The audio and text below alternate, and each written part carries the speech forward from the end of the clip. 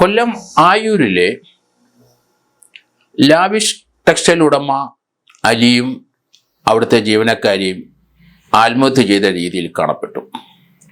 അതേ ടെക്സ്റ്റൈൽ ഷോപ്പിൻ്റെ അടിയിലുള്ള ഗോഡൗണിൽ തന്നെയാണ് ഇവർ രണ്ടുപേരും ആത്മഹത്യ ചെയ്തതായി കാണപ്പെട്ടിരിക്കുന്നത്. ചടയമംഗലം പോലീസ് സ്ഥലത്ത് വന്നു. അവർ ഇൻക്വസ്റ്റ് തയ്യാറാക്കി. പോസ്റ്റ്മോർട്ടത്തിന് ഫോറൻസിക് ഡിപ്പാർട്ട്മെൻറ്റിലെ ആൾക്കാർ വന്നു. ഫോറൻസിക് സയൻസിലെ ഉള്ള ആൾക്കാരും വന്നിട്ടുണ്ട്. ഫിംഗർ പ്രിൻറ്റുകാർ എത്തിയിട്ടുണ്ട്. അതോടൊപ്പം തന്നെ പോസ്റ്റ്മോർട്ടത്തിനുള്ള സംവിധാനങ്ങളും ഒരുങ്ങിക്കഴിഞ്ഞു. ഈ ആയൂരിലെ ലാവിഷ് ടെക്സ്റ്റൈൽ എന്ന സ്ഥാപനം കഴിഞ്ഞ 1.5 വർഷമായിട്ട് പ്രവർത്തിക്കാൻ തുടങ്ങിയതാണ്. അവിടെ വ്യാപാരി വ്യവസായികളുടെ അടുത്ത് ഇങ്ങനൊരു സ്ഥാപനം തുടങ്ങുന്നു എന്ന് മാത്രം അറിയിക്കുകയും പിന്നീട് അവരുമായിട്ട് വലിയ ബന്ധങ്ങളൊന്നുമില്ല. ഇത് സ്ഥാപനമായ കാലിക്കട്ടിലുള്ള കോഴിക്കോടുള്ള അലി എന്നയാളാണ് ഈ സ്ഥാപനത്തിൻ്റെ ഉടമ. അയാൾക്ക് നാട്ടിലെ ഭാര്യയും 3 മക്കളും ഉണ്ടെന്നാണ് അറിവ്. അയാൾ ഇവിടെ വന്ന ശേഷം ഈ ലാവിഷ് ടെക്സ്റ്റൈൽ തുടങ്ങി അവിടെ 8-10 ജീവനക്കാരികളെ എടുത്തു. വലിയ രീതിയിലാണ് അത് തുടങ്ങി വെച്ചത്. പക്ഷെ ക്രമേണ അവിടുത്തെ ജോലിക്കാരികൾ പലരെയും മാറ്റി. അതിൽ ഒരു ദിവ്യ മോൾ എന്ന് പറഞ്ഞ ഒരു പെൺകുട്ടിയായിരുന്നു മാനേജ്മെൻറ്റ് മുഴുവൻ നോക്കിക്കൊണ്ടിരുന്നത്. ആ ദിവ്യ മോളാണ് ഇപ്പോൾ അവിടെ തൂങ്ങി നിൽക്കുന്നതായിട്ട് കണ്ടത്. ദിവ്യ മോള് മറ്റുള്ള ജീവനക്കാരെയും കുറച്ചുകൂടെ വ്യത്യസ്തമായി. അവർക്ക് 39 വയസ്സുണ്ട്.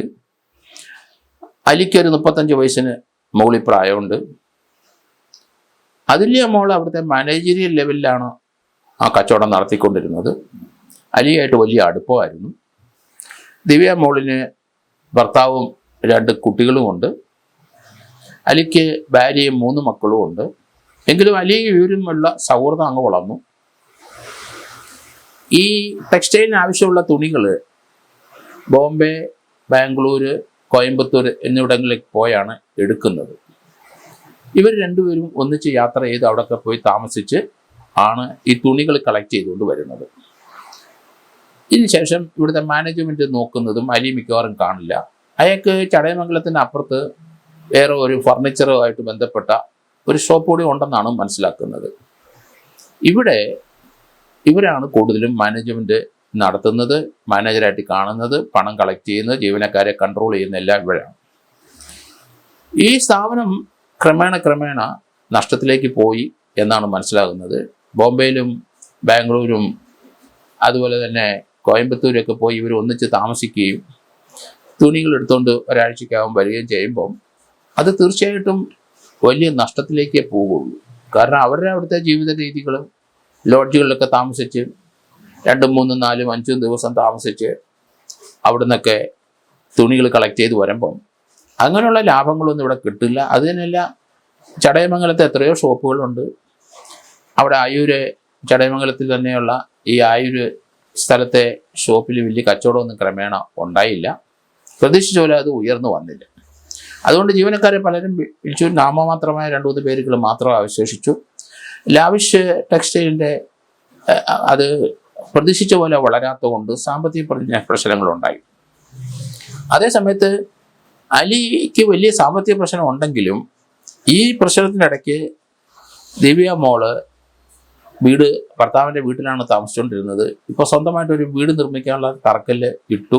വീടിൻ്റെ നിർമ്മാണം പകുതി വരെ എത്തിക്കഴിഞ്ഞു. ഈ സാമ്പത്തിക ഞെരുക്കത്തിനിടയിലും അവർ വീട് പണി മുന്നോട്ട് കൊണ്ടുപോയി. അത് തീർച്ചയായിട്ടും അലിയുടെ പണം തന്നെയാണ്. ഏതായാലും ഇവർ 3-4 ദിവസമൊക്കെ ഷോപ്പിങ്ങിനായി പോകുന്നതിൽ വീട്ടുകാർക്ക് അറിയാം ഇവർ 3-4 ദിവസം കഴിഞ്ഞേ വരുള്ളൂ. അതുകൊണ്ട് ഈ കഴിഞ്ഞ ദിവസം അവിടെ വീട്ടിൽ ചെല്ലാതെ ഇരുന്നു. ഷോപ്പിൽ തന്നെ ആയിരിക്കും എന്ന് കരുതി വിളിച്ചിട്ട് ഫോൺ എടുക്കുന്നില്ല. ഫോൺ സ്വിച്ച് ഓഫ് ചെയ്തിരിക്കുന്നു. രാവിലെ എന്തായാലും ജോലിക്കാർ വന്ന സമയത്ത് ഇവരും വന്നു. കട തുറന്ന് നോക്കിയിട്ട് കണ്ടില്ല. പക്ഷേ ജീവനക്കാർക്ക് ചില സംശയങ്ങൾ തോന്നി. അവർ അതിൻ്റെ ഗോഡൗണിൽ പോയി പരിശോധിച്ചപ്പോഴാണ് രണ്ടുപേരും തൂങ്ങി നിൽക്കുന്നതായിട്ട് കണ്ടത്. അവരെ തറയിൽ ആ ഗോഡൗണിൻ്റെ അവിടെ 1-2 ബിയർ കുപ്പികൾ ഇരിപ്പുണ്ട്. അത് തന്നെയെല്ലാം ഗ്ലാസ് ഇരിപ്പുണ്ട്. രണ്ടുപേരും മദ്യപിച്ചിരിക്കാൻ സാധ്യതയുണ്ട്. അത് പോസ്റ്റ്മോർട്ടത്തിന് മാത്രമേ നമുക്കത് വെളിവാകുള്ളൂ. എങ്ങനെയായാലും ഇവര് വെളിയിലൊക്കെ പോകുമ്പോൾ അവിടെയും ഒന്നിച്ചിരുന്ന് മദ്യപിക്കുമായിരിക്കണം. ഇവിടെ ഈ മദ്യപിച്ച സമയത്താണ് ഇങ്ങനെ ഒരു തീരുമാനം രണ്ടുപേരും എടുത്തത്. രണ്ടുപേരും തമ്മിലുള്ള ബന്ധങ്ങൾ ആ രീതിയിലേക്ക് വളർന്നുപോയി. രണ്ടുപേർക്കും ഒരാൾക്ക് ഭാര്യയും 3 കുട്ടികളുമുണ്ട്. ദിവ്യമോൾക്ക് ഭർത്താവും 2 മക്കളുമുണ്ട്. അതെല്ലാം മറന്ന് ഇവരുടെ സ്വകാര്യ കാര്യങ്ങളിൽ മാത്രം അവർ കേന്ദ്രീകരിച്ച് ഭീമമായ നഷ്ടം വന്നത് അത് തിരിച്ചു പിടിക്കാൻ കഴിയില്ല. നഷ്ടത്തിൽ കടകളെല്ലാം പൊടിഞ്ഞ് പാളീസാകും എന്ന് മനസ്സിലായിട്ടുണ്ടാവും. അതോടൊപ്പം തന്നെ ദിവ്യമോൾക്ക് താമസിക്കാൻ ഒരു വീട് അടിയന്തരമായിട്ട് പണിത് കൊടുക്കേണ്ടിയും വരുന്നു. ഭീമമായ നഷ്ടത്തിന്റെ പുറത്ത് ഇവർ രണ്ടുപേരും കൂടെ ഇതിൽ നിന്ന് കരകയറാൻ കഴിയില്ല എന്ന് കരുതി ആത്മഹത്യ ചെയ്തതാണോ നമുക്കറിയില്ല.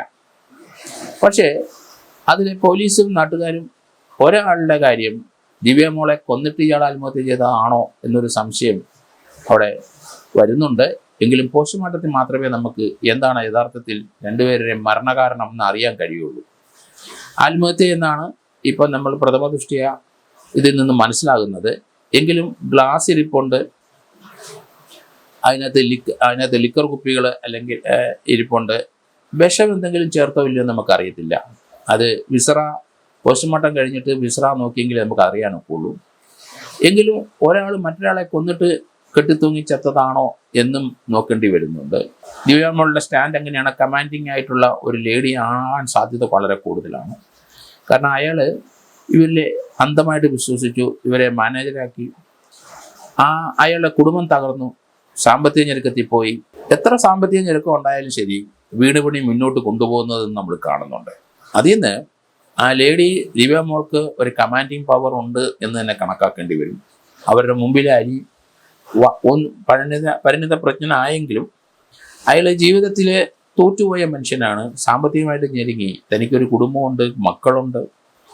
അതെല്ലാം വ്യതിചലിച്ച് അതിൽ നിന്നൊക്കെ പിന്മാറി അവരെയൊക്കെ ഇഗ്നോർ ചെയ്തിട്ട് ഇവരുമായിട്ടുള്ള ബന്ധം തുടർന്ന് അതിൻ്റെ അന്ത്യം ഒരു രണ്ടുപേരുടെയും സൂയിസൈഡിലേക്ക് വന്നു എന്നുള്ളതാണ്. ഈ ജീവിത രീതി കൊണ്ട് വഴിവിട്ട ജീവിതം ഉണ്ടായതുകൊണ്ടും വഴിവിട്ട ബന്ധങ്ങൾ ഉണ്ടായതുകൊണ്ടും കുടുംബത്തിനെയും മക്കളെയും മറന്ന് ഭർത്താവും, അതുപോലെ ഭാര്യ എന്ന വ്യക്തിയെ, അവരുടെ ഭർത്താവിനെയും അവരുടെ മക്കളെയും മറന്ന് രണ്ടുപേരും സ്വകാര്യമായ സുഖത്തിലേക്ക് പോയി 2 കുടുംബവും നശിക്കുന്ന രീതിയിലുള്ള ഒരു എൻഡാണ് ഇവിടെ ഞാൻ കാണുന്നത്. ഒരാൾ മറ്റൊരാളെ കൊല്ലാനുള്ള സാധ്യതയും വളരെ കൂടുതലാണ്. അല്ലെങ്കിൽ രണ്ടുപേരും ലിക്കറിനകത്ത് പോയിസൺ എല്ലാം ചേർത്ത് കഴിച്ചോ എന്നതിനെ പറ്റിയും ഇനി വാർത്തകൾ വരേണ്ടിയിരിക്കുന്നു. അത് ഫോറൻസിക്കിൻ്റെ പോസ്റ്റ്മോർട്ടം റിപ്പോർട്ട് കഴിഞ്ഞെങ്കിൽ മാത്രമേ അതേപ്പറ്റി നമുക്ക് കൂടുതലായിട്ട് അറിയാൻ സാധിക്കുകയുള്ളൂ.